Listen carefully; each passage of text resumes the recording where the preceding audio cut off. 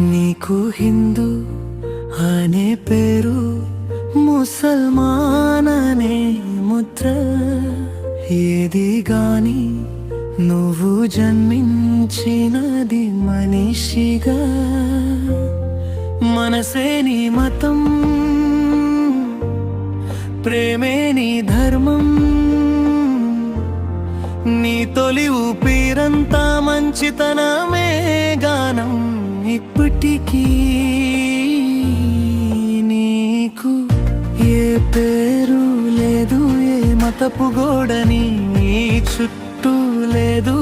చాలా మంచి ఉంది పవిత్ర స్థితి నీలో, వెలుగుంది లేదు ఏ భేదభావితి.